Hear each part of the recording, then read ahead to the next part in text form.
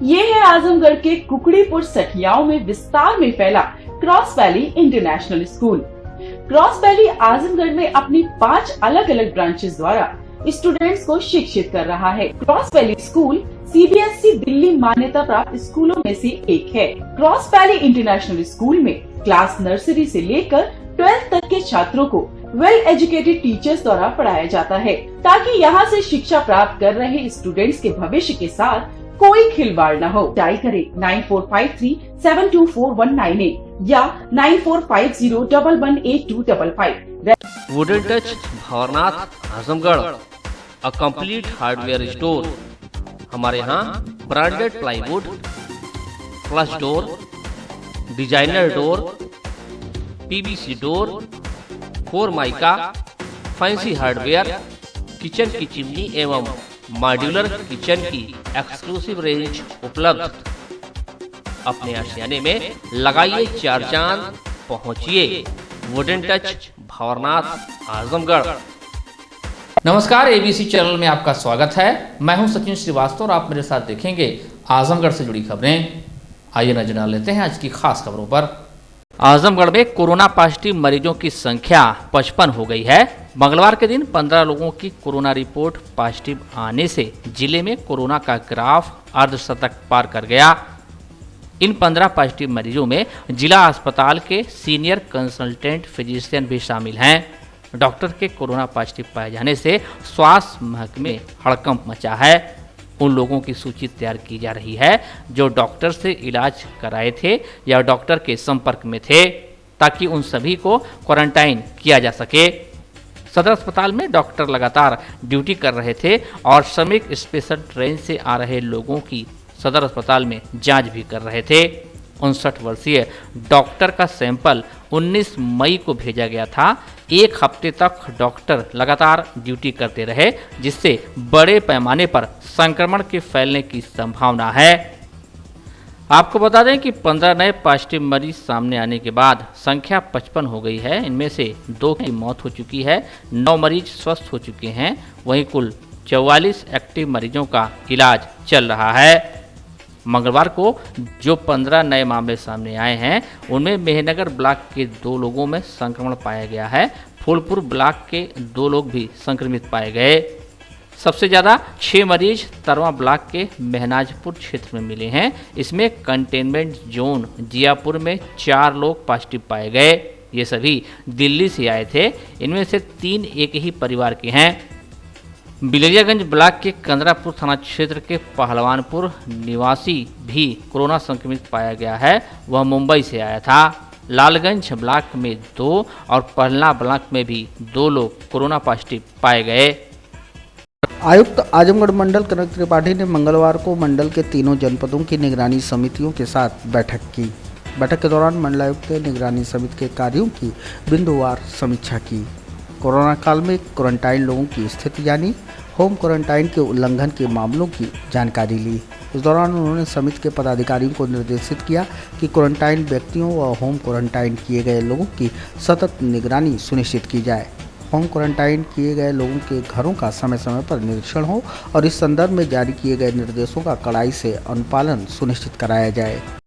जो तीनों जिलों में निगरानी समितियां बनी हुई हैं, उनसे सभी निगरानी समितियों से बात करने के लिए कि उनके यहाँ जो भी लोग क्वारंटाइन कर रहे हैं उसमें क्या स्थिति है, वो प्रॉपर उनको जानकारी है कि नहीं, उन्हें क्या करना है, और उनके घर के बाहर पोस्टर लगा हुआ है कि नहीं कि उन्हें होम क्वारंटाइन, जिससे बाकी लोगों को पता चले, और कहीं किसी व्यक्ति के द्वारा होम क्वारंटाइन के नियमों का उल्लंघन तो नहीं किया जा रहा है। इन्हीं सब बिंदुओं पर हमने मंडल लेवल अधिकारियों को बांट दिया है कई निगरानी समितियाँ कि जिससे वो पूरी जितनी भी निगरानी समितियाँ हमारे मंडल में हैं सभी कवर हो जाएं और हम लोग को ये फीडबैक मिल जाए कि कहाँ पर लॉकडाउन ये क्वारंटाइन के नियमों का ठीक से पालन हो रहा है और कहाँ नहीं हो रहा है, क्योंकि कोरोना के संक्रमण को फैलने से रोकने के लिए इन निगरानी समितियों की बहुत ही महत्वपूर्ण भूमिका है।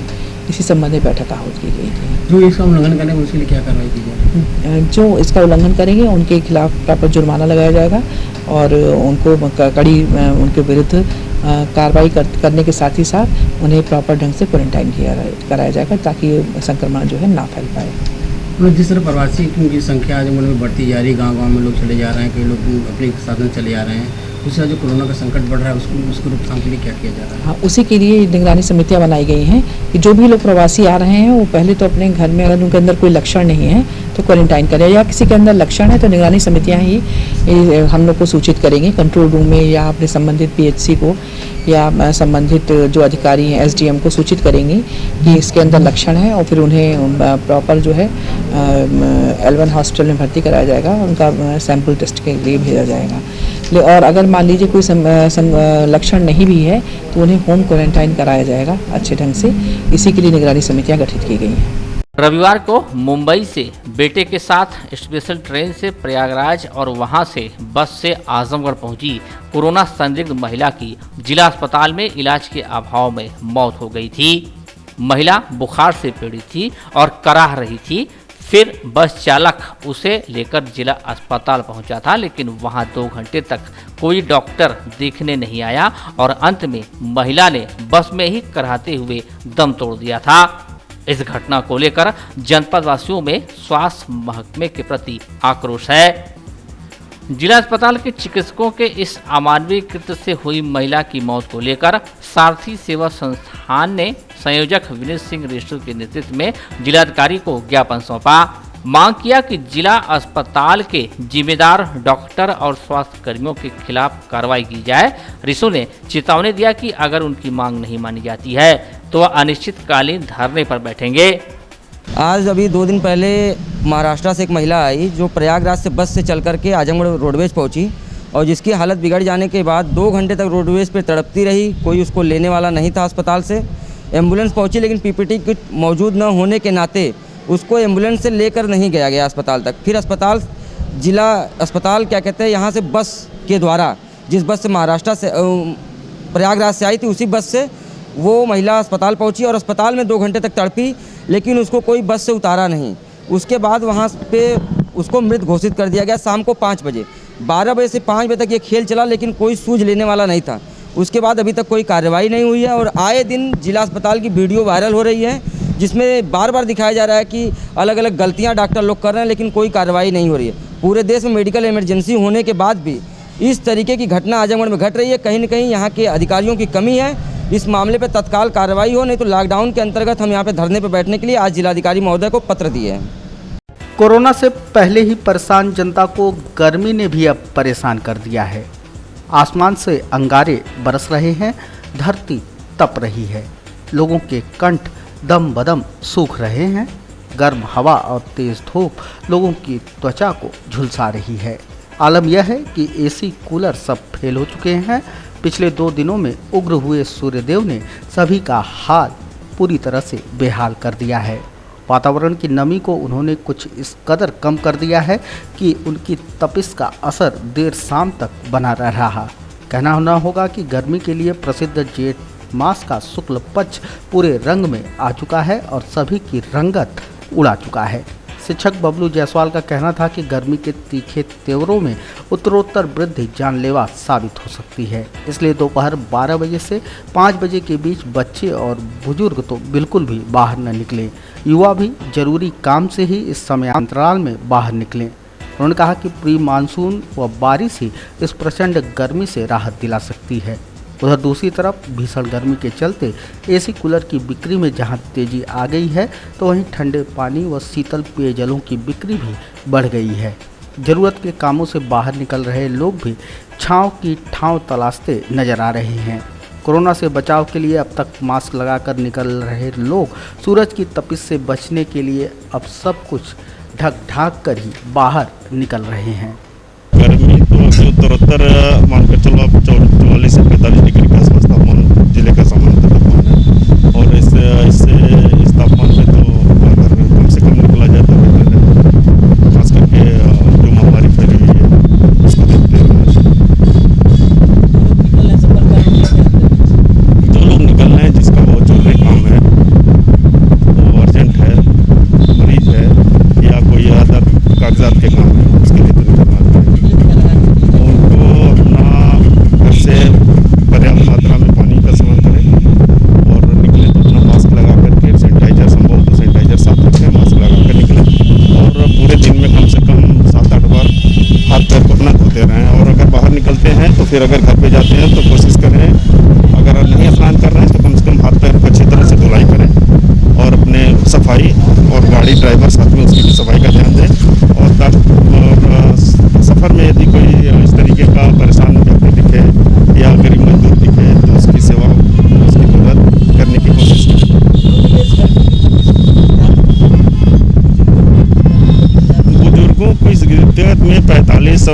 के टेम्परेचर में 47 के टेम्परेचर में अगर वो सफ़र करते हैं, यात्रा करते हैं, तो तमाम दिक्कतें आ सकती हैं, हीट स्ट्रोक का शिकार हो सकते हैं।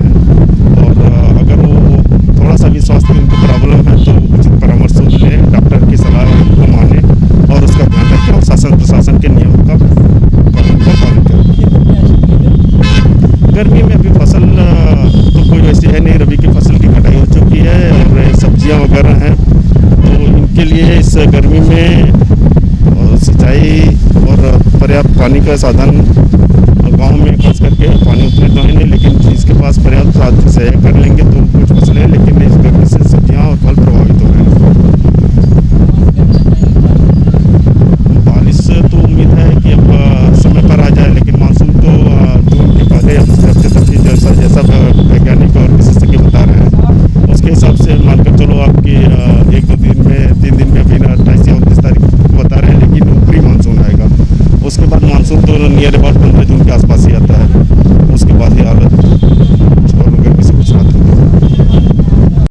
गर्मी की स्थिति तो आप देख ही रहे हैं, दिन के दिन बढ़ती जा रही है। कल 45-47 तक टेम्परेचर पहुंच गया था और यहाँ अपने दैनंदिन कामों के लिए लोगों को धूप में भी निकलना पड़ेगा ही, कोई गमछा बांध के तरह तरह से निकलना ही पड़ेगा ही। तो यहाँ कोरोना के प्रकोप के कारण तो वैसे भी लोग परेशान थे, ऊपर से गर्मी। बिजली की व्यवस्था क्या चल रही है इसमें? बिजली की व्यवस्था पहले तो कुछ ठीक थी, लेकिन जब से काफ़ी गर्मी है तब से बिजली की भी व्यवस्था शहर में तो काफ़ी अच्छी है नहीं, लेकिन फिलहाल ठीक है। क्या कहना चाहेंगे भगवान से तो बारिश होनी चाहिए? भगवान से तो भगवान और प्रकृति से यही हम लोग कहेंगे कि बारिश हो जाए तो सबसे बेटर है। हम लोग को सबको पूरी पब्लिक को रिलीफ मिल जाएगा। गर्मी बहुत तेज़ है यार, गर्मी इतना तेज़ है कि पानी घूमते हुए इतने पैदल यहाँ आया हूँ, पानी पीने की कोशिश कर रहा हूँ। अब कहीं मिल जाएगा तो पानी पीऊँगा। और गर्मी की क्या है? गर्मी की पोजीशन ये है कि गर्मी बहुत पहले से ज़्यादा तेज़ है, बहुत स्ट्रांग के लिए इसको मुश्किल लगा 43-44 डिग्री चल रही है गर्मी। क्या उम्मीद करें भगवान से बारिश होनी चाहिए? हाँ, और क्या, तुरंत रिलीफ के लिए यही है कि जब बारिश होगी तभी कुछ रिलीफ होगा, नहीं तो बहुत मुश्किल है। बहुत ज़्यादा गर्मी की स्थिति है, बहुत ज़्यादा गर्मी पड़ रही है अभी। अरे मुंह सूख जा रहा है, चलते चलते एकदम हालत ख़राब हो जा रही है। गाड़ी से एकदम समझ लीजिए कि बहुत ज़्यादा गर्मी, इतना कि आते आते लग रहा है जैसे पूरे मुंह बदन हर चीज़ सूख जा रहा है। यहाँ आके बहुत दिक्कत हो रही है, इतनी गर्मी पड़े। अरे बारिश हो, ठंडा हो मौसम की, थोड़ा शांति मिले। पीने के पानी के लिए यही हम लोग बिस्लरी का पानी लेके पी रहे हैं। तो गर्मी बहुत ज़्यादा है, पानी बहुत ज़्यादा पीने में दिल कर रहा है। आने जाने में क्या दिक्कत है? आने जाने में बहुत परेशानी हो रही है, बहुत परेशानी हो जाए। चलने के बाद थकान बहुत ज़्यादा लग रहा है, सांस फूलने में लग रही है, घबराहट जैसा महसूस होने लग रहा है इस समय। खेतों की स्थिति ऐसी है, किसानों की क्या स्थिति है? किसानों की सर उधर भी बहुत हालत ख़राब है। वो बीजा हुआ जो डाले हैं लोग खेत में सही से जमा नहीं है और उसमें दवा वगैरह डाल रहे हैं, फिर भी उसकी स्थिति खराब है। खेती भी इसमें जल रहे हैं। चल रहे हैं सर। क्या चाहेंगे भगवान से कि बारिश हो जाए? हाँ, हम चाहेंगे कि बारिश हो जाए, ठंडा मौसम हो जाए और मौसम ठंडा हो जाए और बीजा जो डाले हैं उस पर राहत मिल जाए। उस पर कैसी विपदा आई है, ना सहनाई ना नाई। कहना ना होगा कि यकीनन लॉकडाउन में साधु सन्यासी बनकर घूम रहे लोग दाढ़ी बाल बनवाने के लिए तरस गए हैं। लोगों की बाल दाढ़ी की हालत उस लेवल पर है कि अगर नाई की दुकानें जल्दी से नहीं खुली तो सीधा माली से ही संपर्क करना पड़ सकता है। ये अलग बात है कि पहले नाई की दुकान पर कस्टमर बैठकर इंतज़ार करते थे और इस लॉकडाउन में नाई घर पर बैठकर दुकान के खुलने का इंतज़ार कर रहे हैं। पिछले 2 महीनों से ज़्यादा समय से उनकी दुकानें बंद होने के चलते उनके समक्ष भुखमरी की स्थिति खड़ी हो गई है। नाई समाज की इस स्थिति को देखते हुए मंगलवार को राष्ट्रीय नाई महासभा युवा मोर्चा के बैनर तले लामबंद हुए समाज के लोगों ने हाथों में ढेरों तख्तियां लेकर प्रशासन से यह सवाल पूछा कि कब खुलेगा सैलून, कब खुलेगी नाई की दुकान। महासभा ने नाइयों की खस्ता हाल होती आर्थिक स्थिति का हवाला देते हुए प्रशासन से अनुरोध किया कि सप्ताह में 3 दिनों के लिए ही सही, लेकिन सैलूनों, नाई की दुकानों को खोलने की अनुमति प्रदान की जाए ताकि वे भी अपना और अपने परिवार का भरण पोषण कर सकें। मेरे यहाँ भी 20-22 स्टाफ भी काम करते हैं, 2 महीने से हो गया, अभी तक मेरा तो चल ही नहीं रहा है। मेरे स्टाफ का भी, परिवार का, सभी का, या और मेरे भी नाई भाई हैं, जितने भी सैलून हैं यहाँ लगभग ज़िले में कम से कम 10,000 नाऊ की दुकानें हैं, वो आज भुखमरी के शिकार पे है। और सैलून को खोला जाए, नहीं तो ये बहुत ही बुरी स्थिति में आ जाएंगे। आ भी गए हैं, इसको जितनी जल्द से जल्द खोला जाए। आप लोग क्या करने आए? डीएम साहब को ज्ञापन देने आए हैं कि सैलून को खोला जाए, कम से कम हफ्ते में 3 ही दिन खोला जाए, पर खोला जाए, नहीं तो हमारा समाज भुखमरी के पगार पे आ गया है।